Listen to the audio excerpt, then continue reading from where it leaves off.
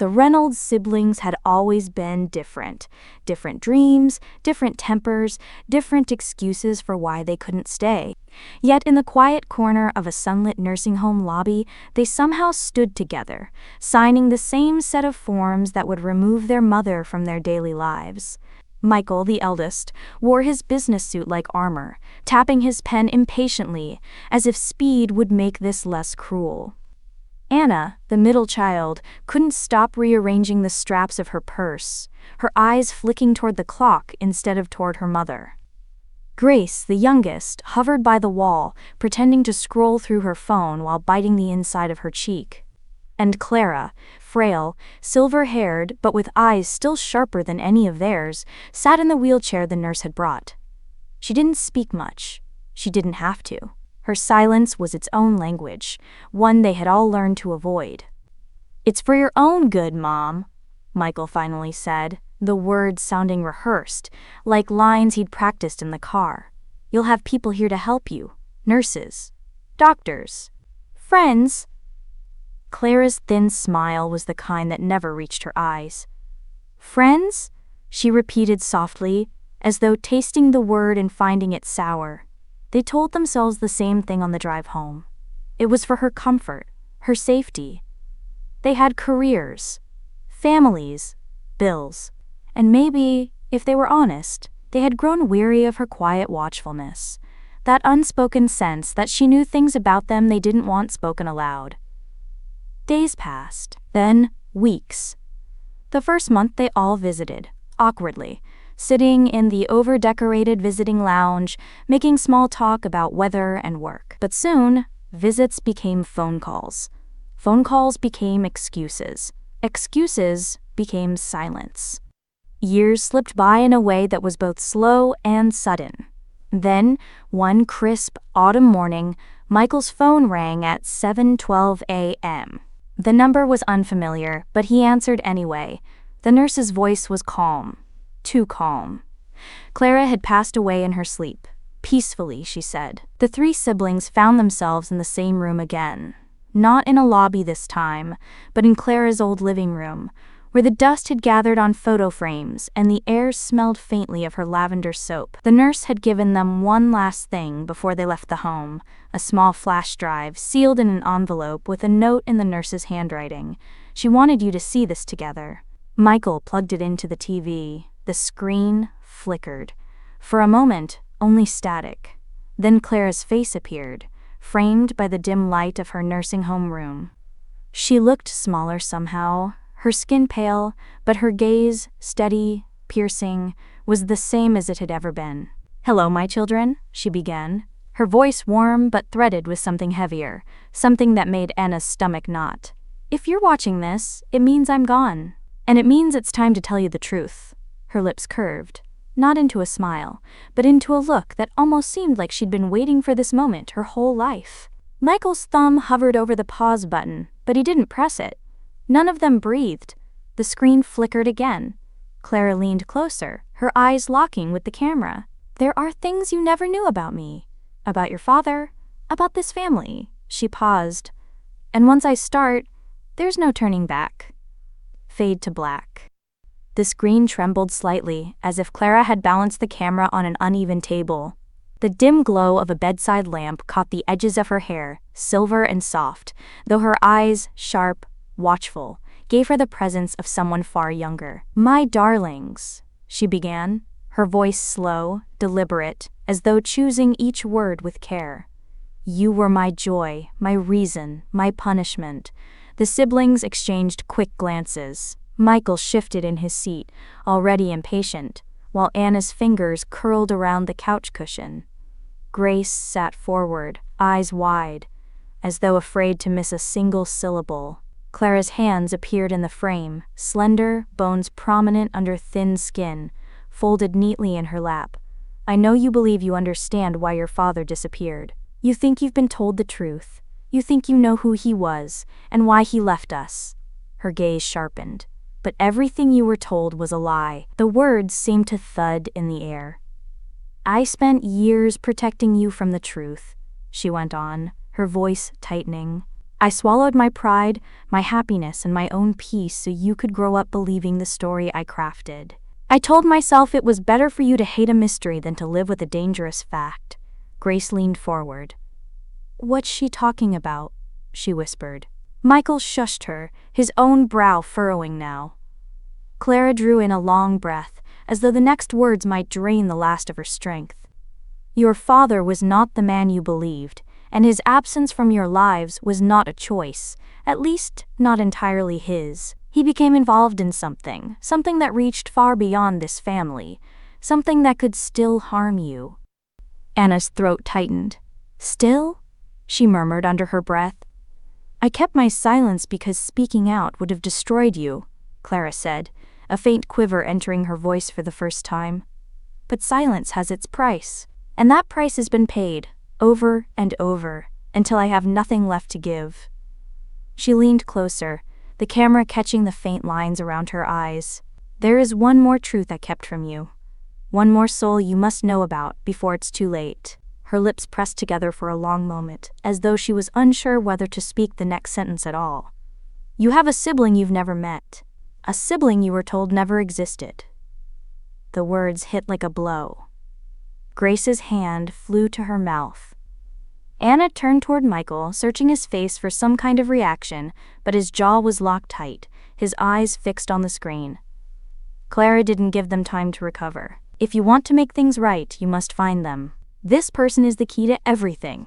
The truth about your father, the truth about me, the truth about what was taken from us, but you do not have forever. Her gaze was unblinking now, a mother's command wrapped in desperation. My will is to be read soon. When that day comes, it will already be too late if you haven't found them.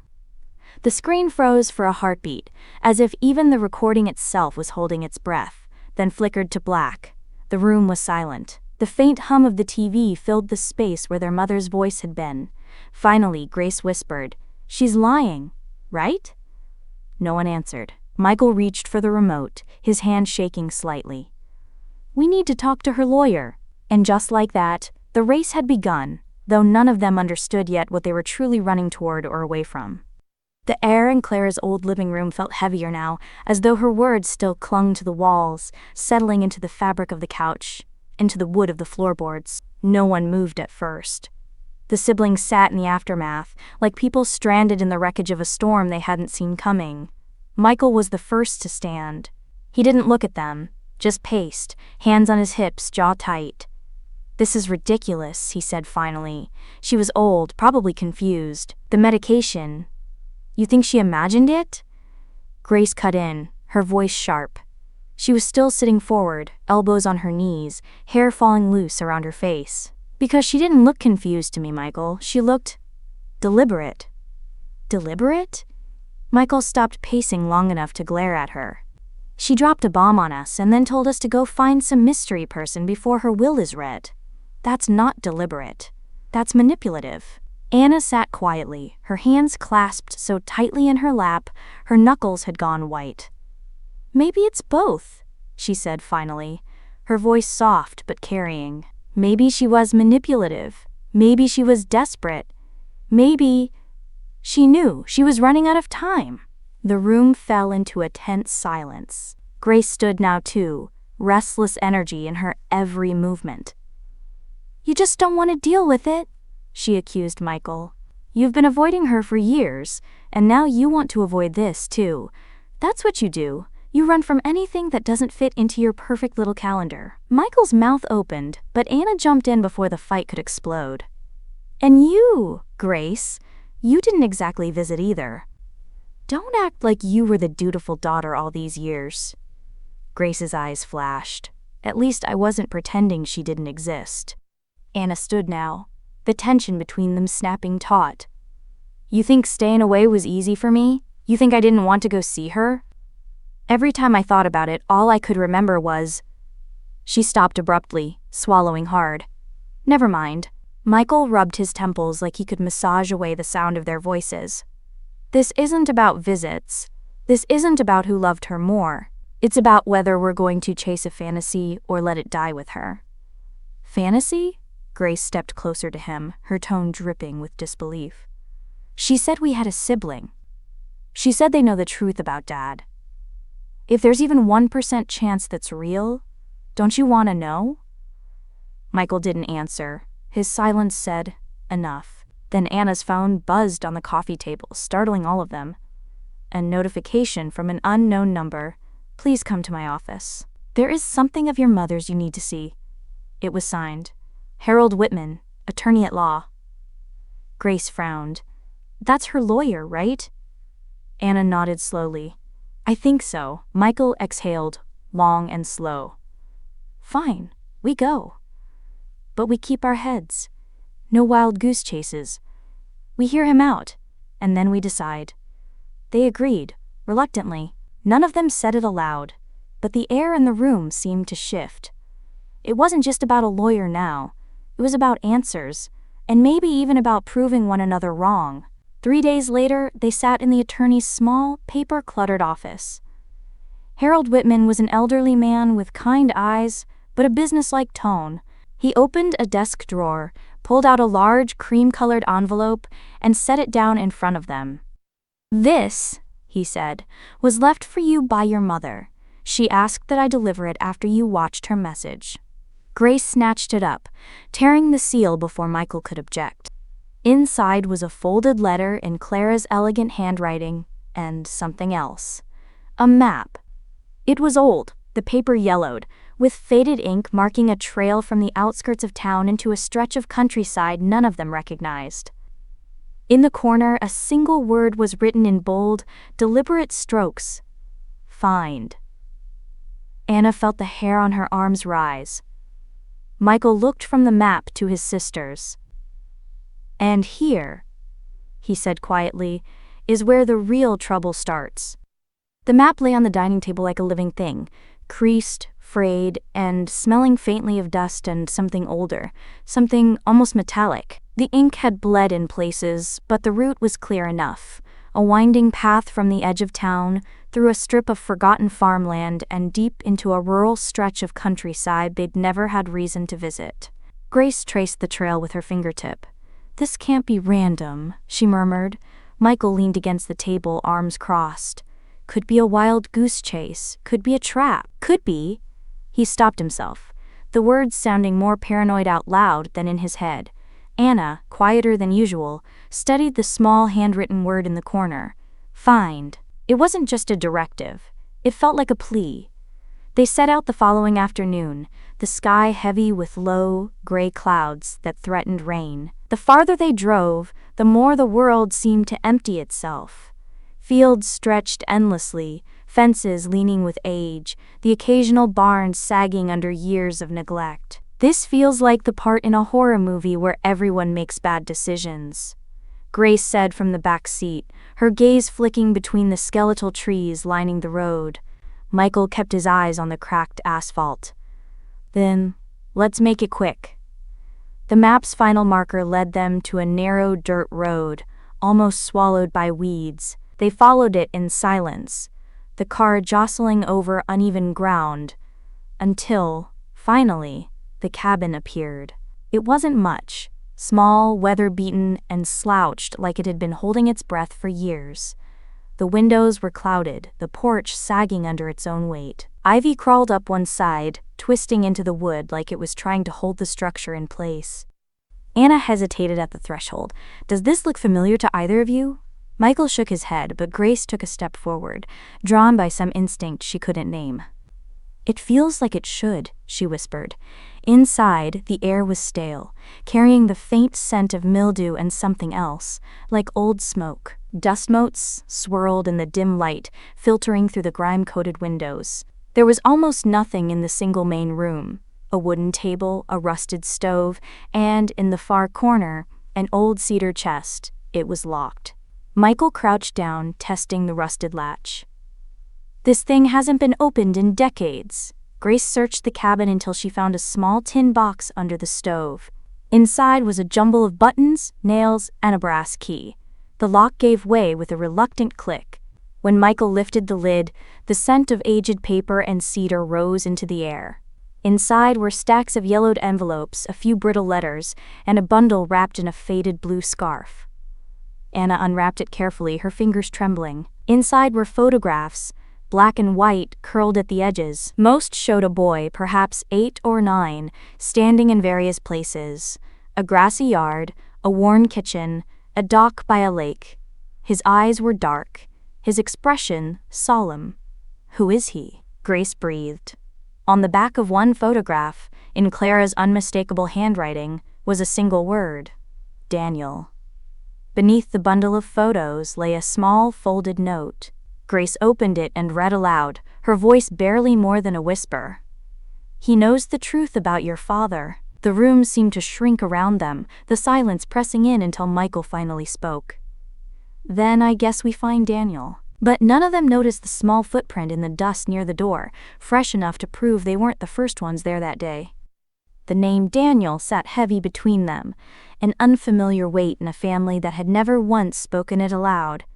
Back at Michael's kitchen table, the photographs were spread out like pieces of a puzzle, with too many missing edges. The boy stared back at them in every frame, dark-eyed, unsmiling, a seriousness in his gaze that didn't match his age. Anna held one of the photos close, running her thumb along the curled corner. "These look like they're from the late 70s, early 80s maybe." Michael glanced at her. "Which would mean that he's not a child anymore." Grace finished. She leaned forward, tapping one image where Daniel stood in front of a weathered dock. "This isn't just about finding some ghost from Mom's past. He's out there, right now, breathing." Michael exhaled sharply, leaning back in his chair.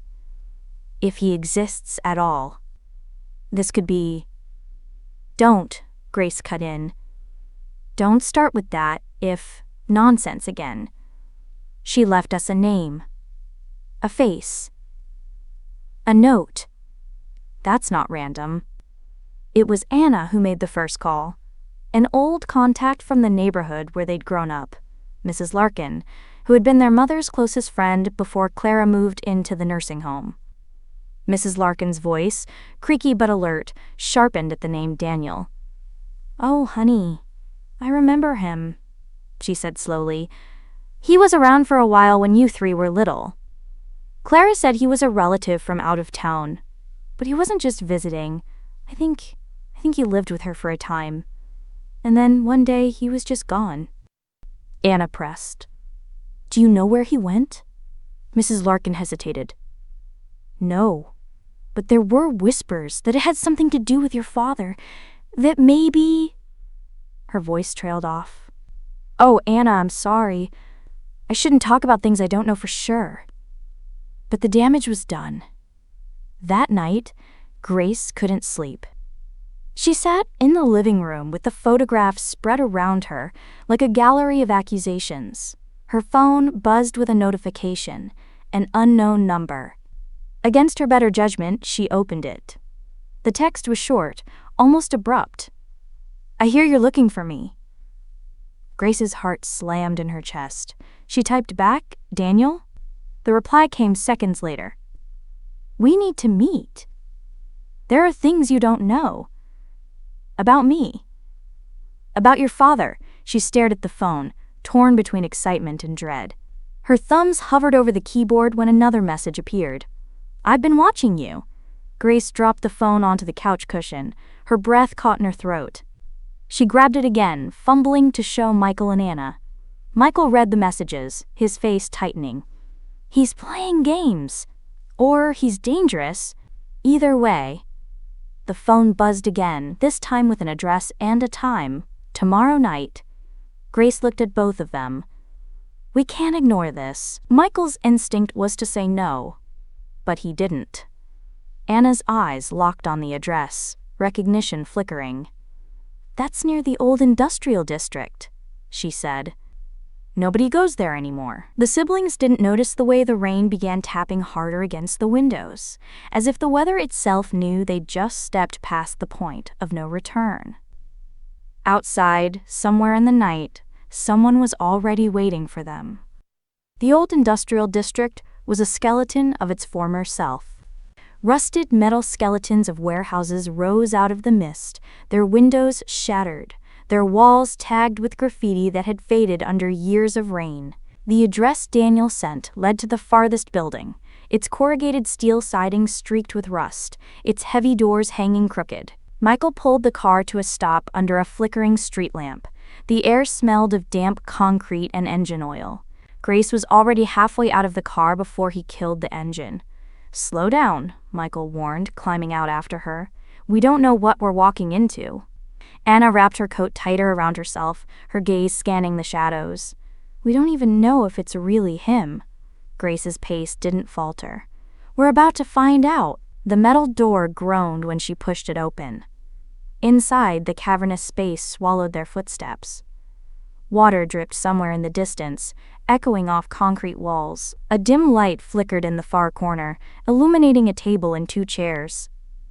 A man sat there, leaning back slightly, his arms crossed. He looked older than the boy in the photographs, late 40s maybe, but the eyes were the same, dark, steady, and unreadable. "You came," he said, his voice low and even. Grace stopped a few steps from the table, her chin lifting in defiance. "You're Daniel." A faint smirk tugged at his lips. "So she finally told you." Michael moved closer, his tone clipped. "She told us almost nothing. Just that you exist. And that you know something about our father." Daniel's gaze shifted to him, measuring. "Your father didn't disappear. He was taken." The words hung in the air, heavy and electric. Anna stepped forward. "Taken by who?" Daniel leaned forward, his expression hardening. "That's the question you should be asking. But you won't like the answer." Michael's jaw clenched. "We didn't come here for riddles." Daniel's smirk faded. "Then maybe you shouldn't have come at all. This isn't a story you want to hear, but it's one you need to. Your father got himself involved in things. Deals, debts, promises to people who don't forgive. Clara tried to protect him. Protect you. But protection always comes with a cost." Grace's voice was sharper now. "So what are you to us? Half-brother? Cousin?" Daniel's eyes flickered with something unspoken. "Let's just say I'm connected. And I know more about what happened to him than anyone alive." He reached into his jacket and slid something across the table. A flash drive, worn and scratched. "This is from Clara. She gave it to me years ago. Told me not to give it to you unless she was gone, but it's not for all of you, just one." The siblings exchanged glances. Anna's brow furrowed. "Who?" Daniel's eyes locked on her. "You." The choice was deliberate. His tone absolute. Grace looked stunned. Michael looked angry. Anna just looked confused. "Why me?" she asked.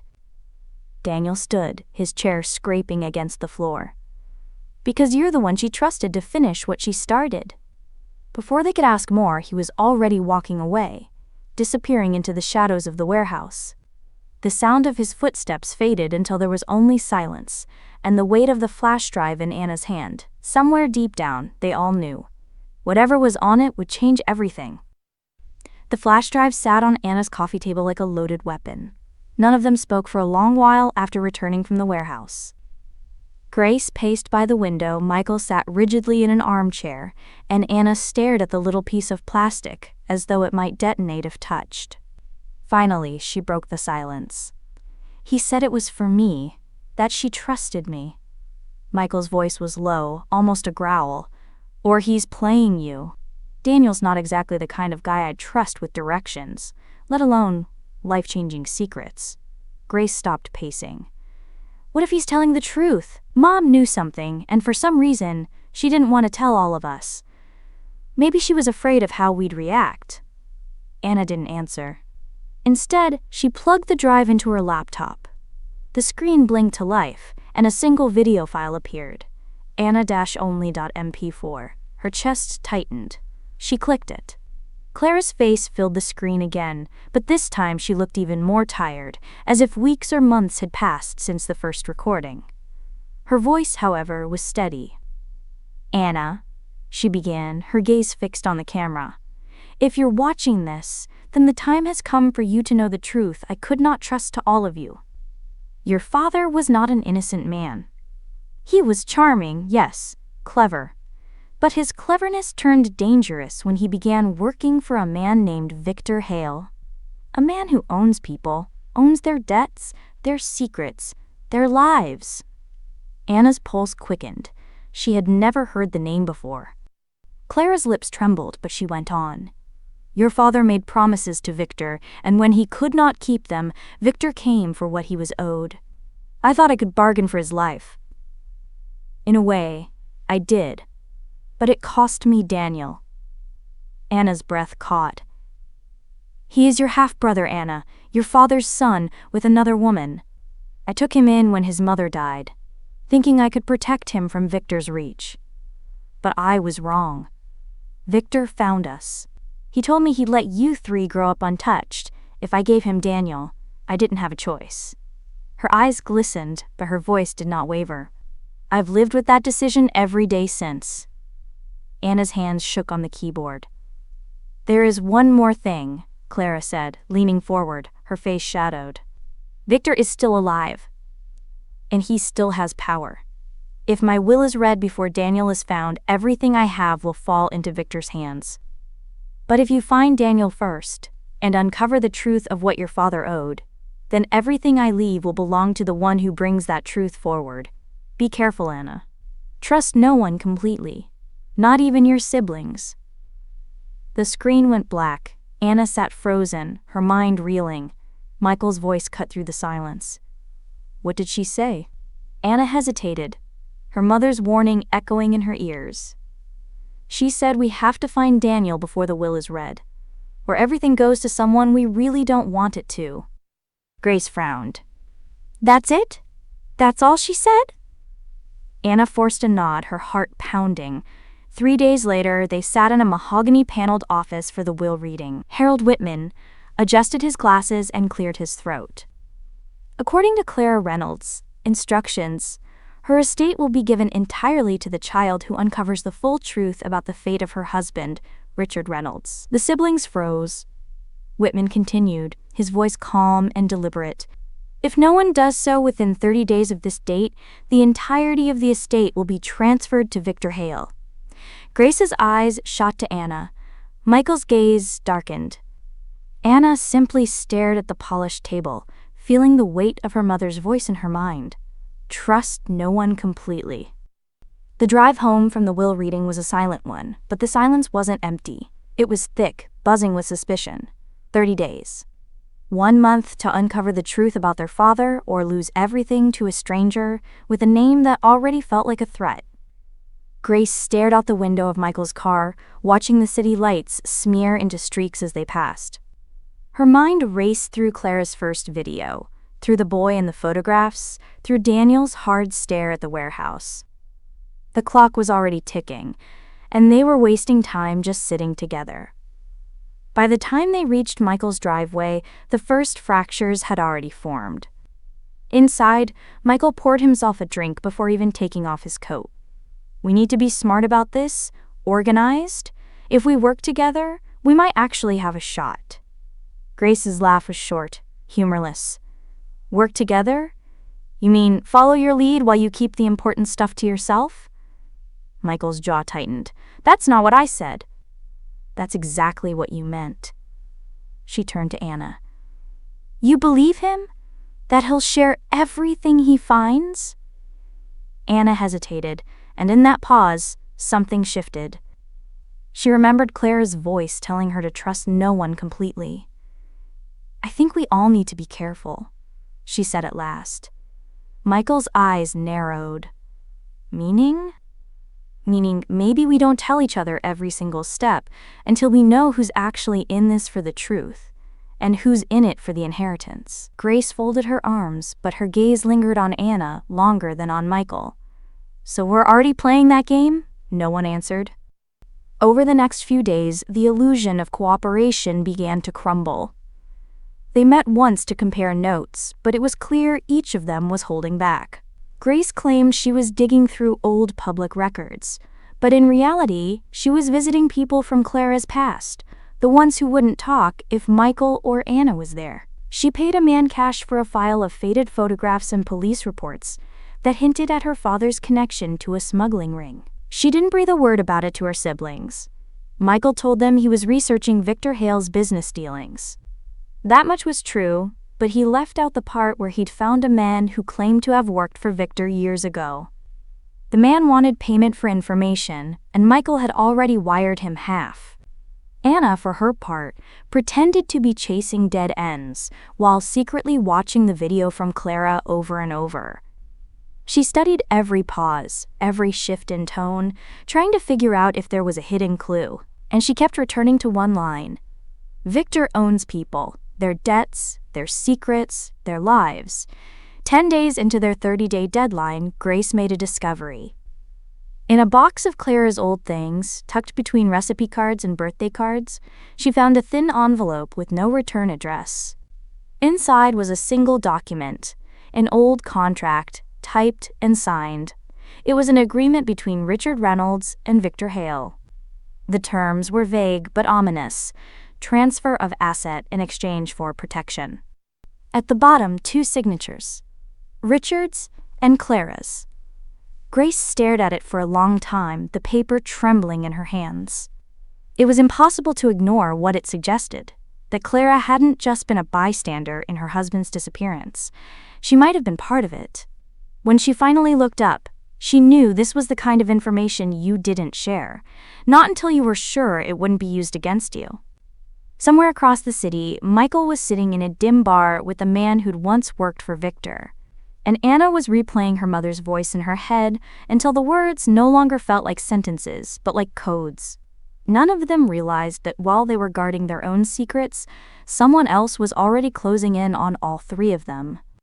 The lead came from an unexpected source: Michael's contact, the man who'd worked for Victor Hale. He didn't trust phones, didn't trust names, and only agreed to meet Michael after 3 days of negotiation. The meeting spot was a half-abandoned diner on the outskirts of town, the kind with buzzing neon lights and a waitress who seemed to know when not to ask questions. Michael didn't tell his sisters about the meeting until an hour before, and even then he insisted they follow in a separate car.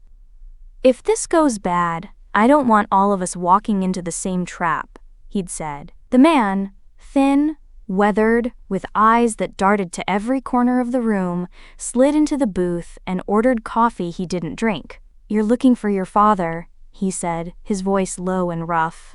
"Lucky for you, I know where he's been hiding." Grace leaned in. Hiding? Or being hidden? The man smirked without warmth.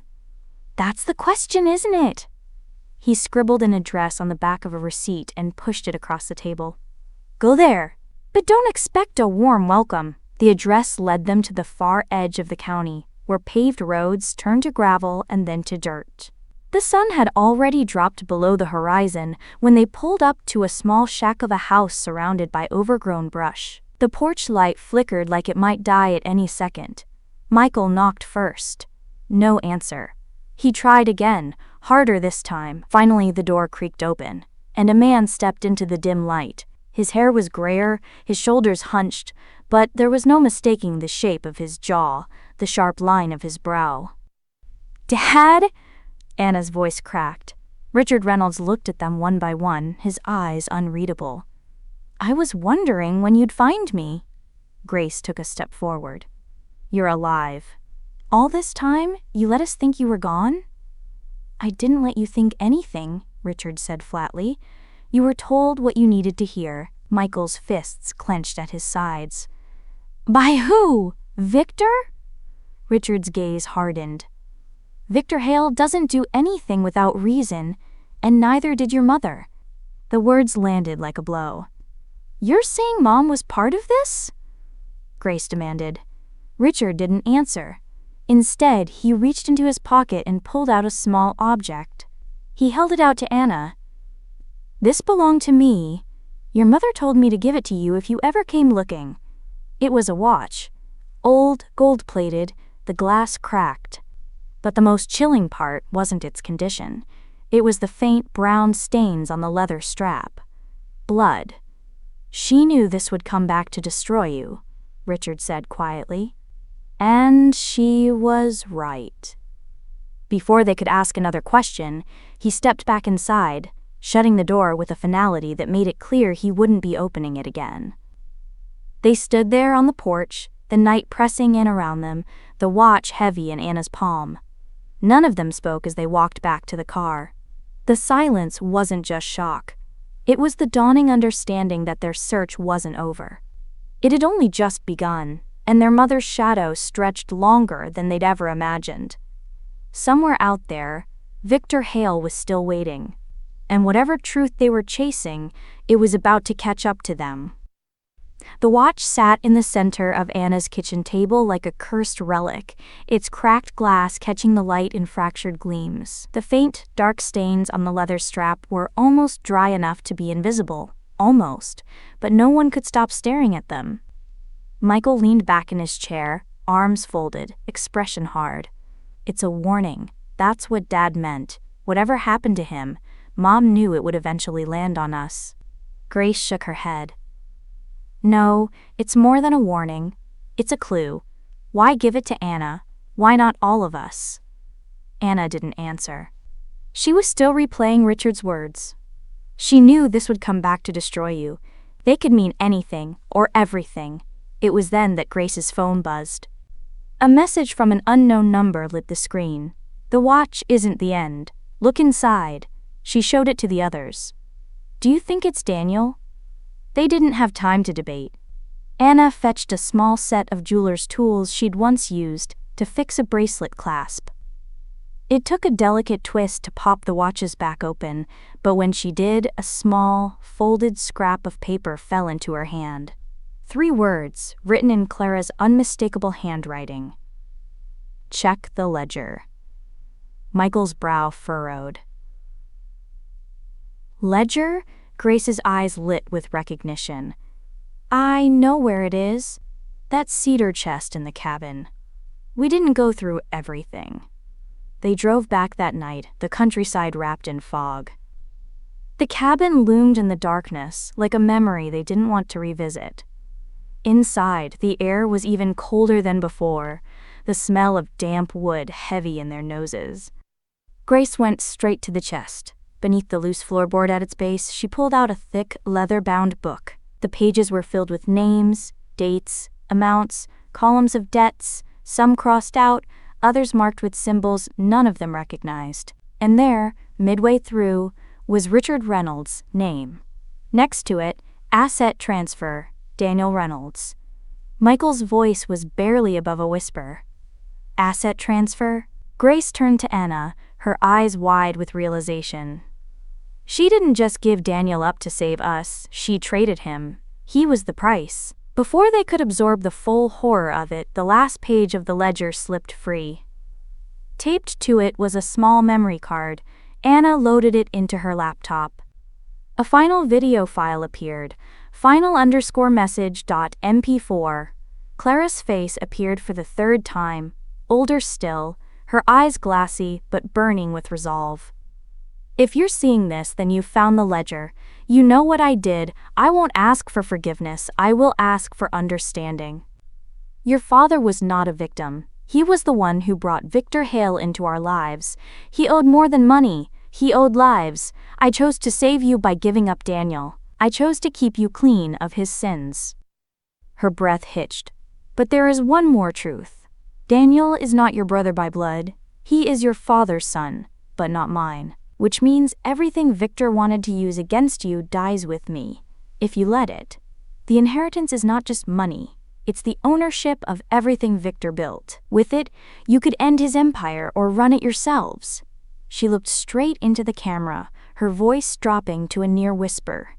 Choose wisely. Once you decide, there's no turning back. The screen went black. They sat in stunned silence, the choice hanging in the air like a live wire. Destroy the legacy and free themselves from Victor forever, or take control of it and risk becoming exactly what Clara had fought to protect them from. For the first time since Clara's death, none of them were sure which decision their mother would have wanted, and none of them knew which one they would make.